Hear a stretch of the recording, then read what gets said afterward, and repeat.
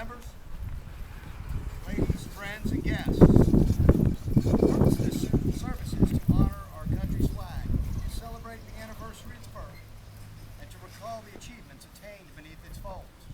It is quite appropriate that such a service should be held by the Order of Elks, an organization that is distinctively American, intensely patriotic, and without counterpart. Esteemed leading night. What are the fraternal aims of the benevolent, protective Order of Elks? To inculcate the principles of charity, justice, brotherly love, and fidelity. To promote the welfare and happiness of mankind. To uphold our country and its laws. And to quicken the spirit of American patriotism. Esteemed leading night. What is the significance of the American flag? It is emblematic of the crowning virtue, charity. Esteemed loyal night. What is the significance of the American flag? It is emblematic of justice for all. Esteemed lecturing night. What is the significance of the American flag? It is the symbol of brotherly love. Lodge Esquire. What is the significance of the flag from the station of the exalted ruler? Symbol of fidelity. Charity, justice, brotherly love, and fidelity are cardinal principles of our order, and they are exemplified in all of our services. By them, we teach love of country and of our countrymen, and loyalty to our American way of life. To be an elk is to be an American citizen who lives for his country and is ready to die for it. The chaplain will lead us in prayer. Let us pray. Almighty God, in this hour of patriotic observance of the birthday of the American flag, we ask you to bless our flag and the people of these United States. For all that our flag represents, both at home and abroad, we thank thee. And that through all our history as a nation, it has been an ensign of freedom, liberty, and opportunity. And through the years to come, may this flag wave as the banner of liberty, freedom, and enlightenment. May this service bring to each of us a sense of loyalty to our country, enable us to better be patriots, true citizens, and more loyal Americans. To thy glory and thy honor of this great nation. Amen. Amen. At this time, I call upon Brother Harry Agner to deliver a short address.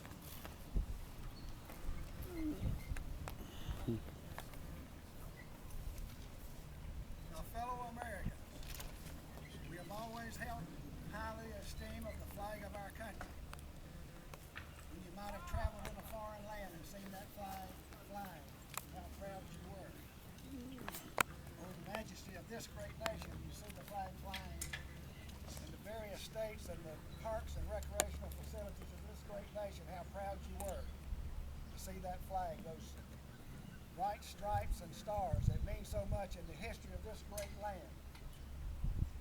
We start with Bunker Hill, the Alamo, and Gettysburg, Founders Field, the beaches of Normandy, Pearl Harbor, Guadalcanal, Iwo Jima. Men and women in this great land have been willing to sacrifice themselves to preserve our freedom. We have not had a conflict on this soil for 150 years because our men and women have been willing to go to foreign lands to do the job that's necessary to keep us from experiencing the horrors of war and what this flag stands for. And a lot of people have paid a terrific price for the freedom of having that flag fly and what it means to us. I'm going to share just a few facts from Vietnam. You know, a lot of our military people, when they came home, they didn't feel like they were appreciated, but they paid a terrible price. For example, the first day in Vietnam, their very first day, 997 gave their life on the very first day in Vietnam. On their last day in Vietnam, expecting to leave and come back to this great land, 1,448 gave their life our freedom. 31 sets of brothers gave their life, and 31 sets of parents lost 2 of their sons during that time. 54 soldiers attended the same high school, Thomas Edison High School in Philadelphia, gave their life for our freedom. 244 soldiers were awarded the Medal of Honor in that conflict. In one town, Bealsville, Ohio, with a population of only 475 people, 6 of those citizens gave their life. The most casualties in a single day happened on January the 31st, 1968, when 245 Americans gave their lives for this great land. They gave it that flag. What this nation stands for is that flag. That's why we as Elks honor that flag. I ask you to direct your attention to the flag. And as this emblem is first in our hearts as loyal American, the gentle breezes with lingering caresses kiss the folds of no flag which can compare with it in beauty. There is no such red in budding rose and fallen leaf or sparkling wine. No such white in April blossom, crescent moon, or mountain snow. No such blue in woman's eye in ocean's depth and heaven's dome. And no such pageantry of clustering stars and streaming light in all the spectrum of the sea and sky. As our national anthem says, when we wake up each day and we still see Old Glory flying, the home of the free and the home of the brave. Thank you, Brother Agner. That we may better understand the meaning of our flag, I will now call upon Brother Brad Walworth and Boy Scouts Troop number 442 for the history of our flag.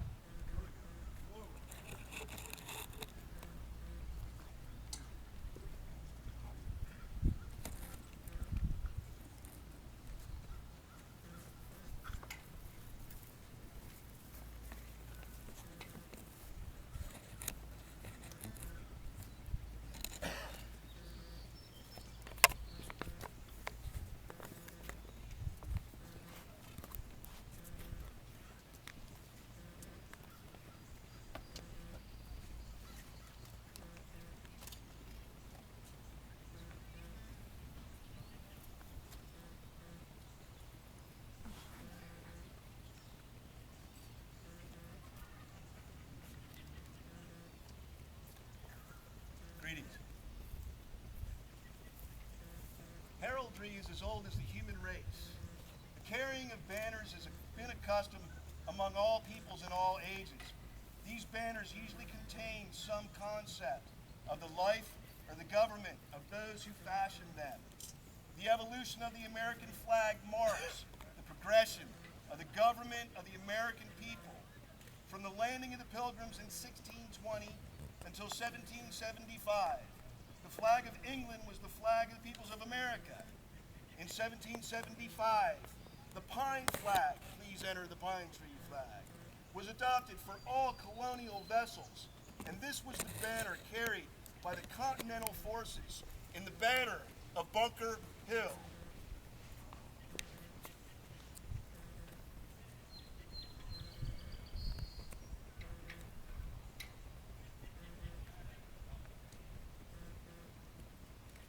The southern colonies from 1776 to 1777 used the snake flag.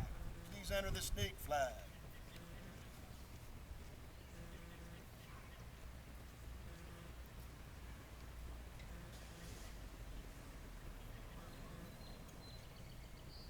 In the latter part of 1775, the Continental Congress appointed a committee to consider the question of a single flag for the 13 colonies. That committee recommended a design of 13 alternate stripes of red and white, and an azure field in the upper corner bearing the red cross of St. George and the white cross of St. Andrew.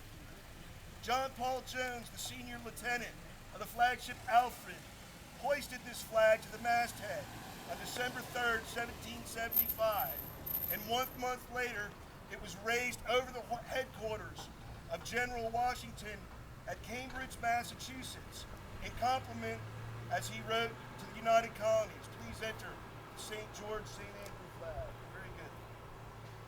This flag, called the colonial colors, and the Grand Union was caused by its Navy, an exclusive ensign, was the first American flag ever to receive a salute of honor, a salute of 11 guns from the Fort of Orange in the Dutch West Indies. In response to a general demand for a banner more representative of our country, the Congress on June 14, 1777 provided that the flag of the United States be 13 stripes of alternating red and white, and that the Union be 13 stars, white on a blue field, representing a new Constitution. Please enter the Betsy Ross. It is generally believed that in May or in June of 1776, a committee consisting of George Washington, Robert Morris, and George Ross commissioned Betsy Ross, a Philadelphia Quakeress, to make a flag of a rough design they left with her. It said that it was suggested that she suggested that the stars should have 5 points rather than 6. This starry banner was first flown at Fort Stanwix, called Fort Schuyler, at the time near the city of Rome, New York, on August 3rd, 1777, and was under fire 3 days later at the Battle of Oriskany on August 6th, 1777, during a British and Indian attack. The first official salute to the Stars and Stripes was given on February 14, 1778 by France on the French coast, when the Ranger, under the command of John Paul Jones, was saluted by the French fleet. This flag, then carried by the Ranger, was made by the young women of Portsmouth, New Hampshire, from the stripes of their best colored silk dresses and the white wedding gown of a recent bride. It is said that this same Ranger's flag was flown by Jones' ship, the Bonhomme Richard, in its thrilling fight by moonlight upon the high seas with the British frigate Serapis. When the Serapis struck her colors, the immortal fame of John Paul Jones was ensured as the intrepid defender of this youthful republic. The original 13 Stars and Stripes represented the original 13 colonies, and in 1795, 2 additional Stars and Stripes was added to represent admission to the Union of Vermont and Kentucky. Under this banner of 15 Stars and Stripes, please enter the 15 stars, was the War of 1812. It was sight of it flying over Fort on September 14, 1814, that inspired Francis Scott Key to write what was to become our national anthem, the Star-Spangled Banner. Miss Margaret Young, who cut the stars for that particular banner, subsequently became the mother of Henry Sanderson, the Grand Exalted Ruler of the Order of Elks in 1884.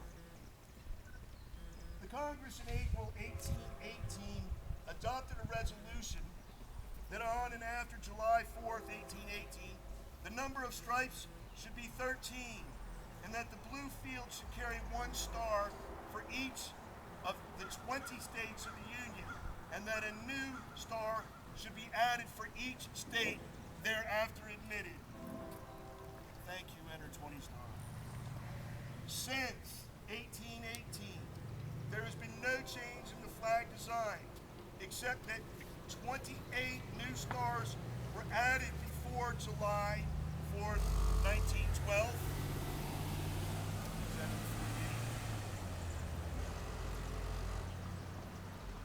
And this flag of 48 stars flew over this nation for 47 years until just before the Vietnam War.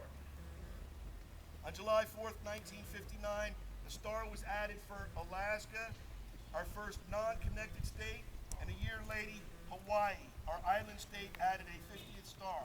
Our present flag, 50 stars and 13 stripes.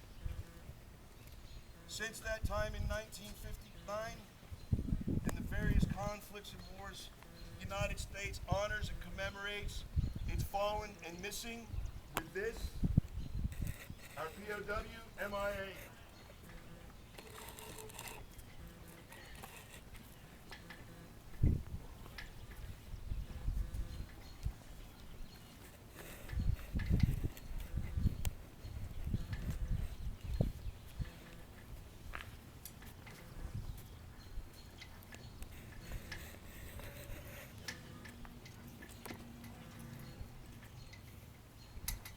Please salute our flag. As this emblem is first in our hearts as loyal Americans, so it is close to our altar as loyal elks. The gentle breezes, with lingering caress, kiss the folds of no flag which can compare with it in beauty. There is no such red in budding rose, falling leaf, or sparkling wine, no such white in April blossom, crescent moon, or mountain snow, no such blue in woman's eye, in ocean's depth, or heaven's dome, and no such pageantry of clustering stars and streaming light in all the spectrum of the sea and sky.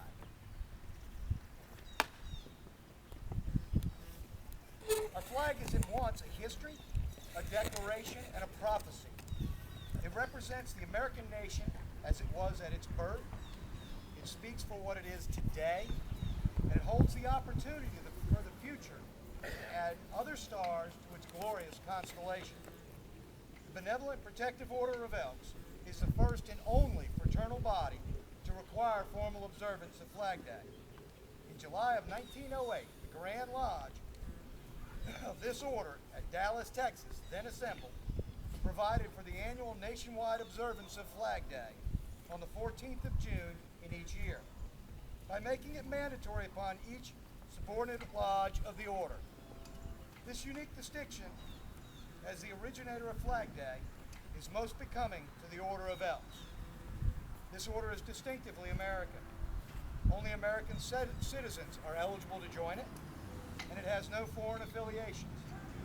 It has linked its destiny with the destiny of our country and made this flag its symbol of self-dedication to God, to country, and to fellow men.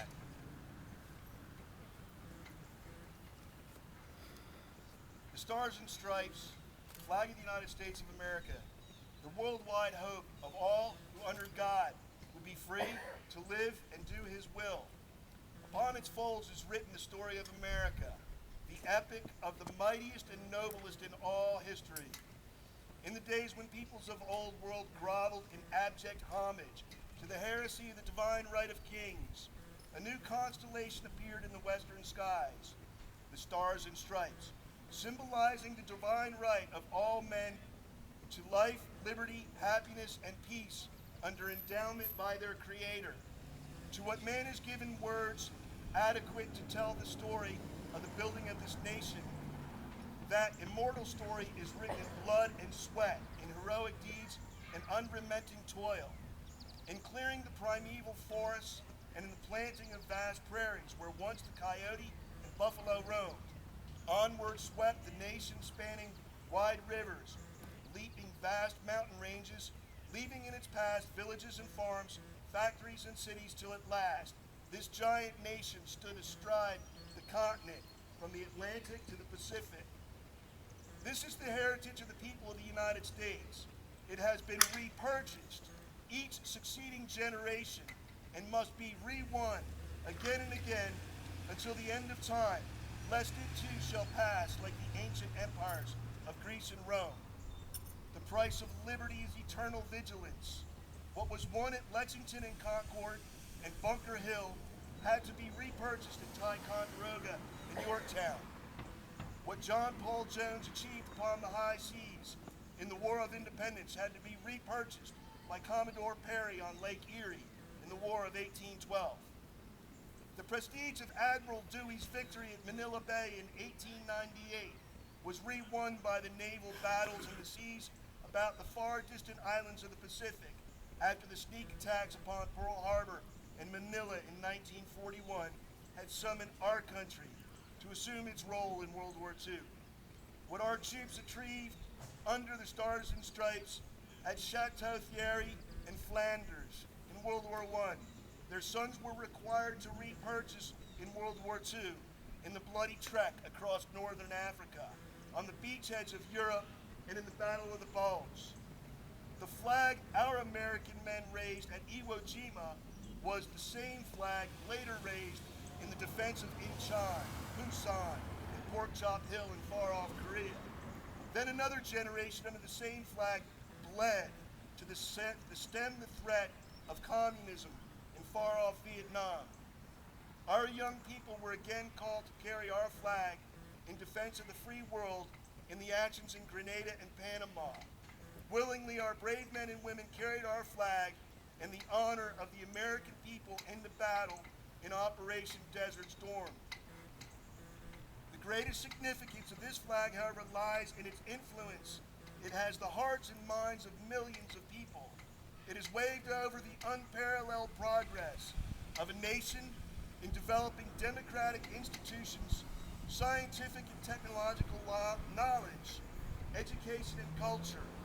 It has served as a beacon for millions of poor and oppressed refugees abroad and stands as a promise that the underprivileged will not be forgotten. What is the meaning of the flag of the United States? There can never be a definitive answer to that question. There are people in this world who see it as a symbol of imperialism and others it as a destiny of the people. But reference to these and similar views, the flag was resolved by Woodrow Wilson when he said, "This flag, which we honor under, which we serve, is the emblem of our unity, our power, our thought, and our shape of this nation. It has no other character than which we give it from generation to generation. The choice is ours. Only love, true love of our fellow men, can create peace. The emblem and token of that love is the Stars and Stripes, the symbol of the American way of life."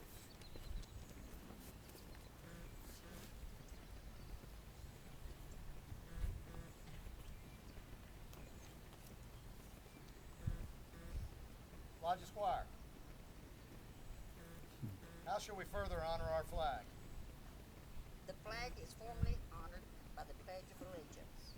This pledge was written in 1892 by Francis Bellamy and published in the Youth's Companion as part of a patriotic campaign of that magazine.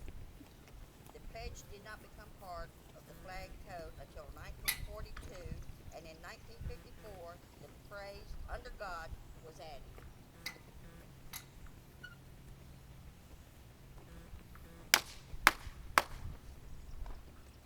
Let us all pledge ourselves never to forget the principles represented by this flag.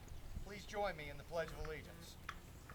I pledge allegiance to the flag of the United States of America and to the republic for which it stands, one nation, under God, indivisible, with liberty and justice for all. In conclusion of this observance of Flag Day, let us rededicate ourselves to the flag of the United States of America, and may the principles of charity, justice, brotherly love, and fidelity ever increase in each of us. I now declare this service closed. Ladies and gentlemen, I want to thank you for attending.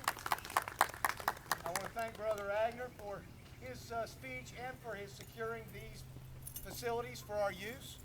I want to thank Brother Walworth and the Boy Scouts of Troop, Boy Scouts and the leaders of Troop 442 for coming and assisting so ably in this ceremony.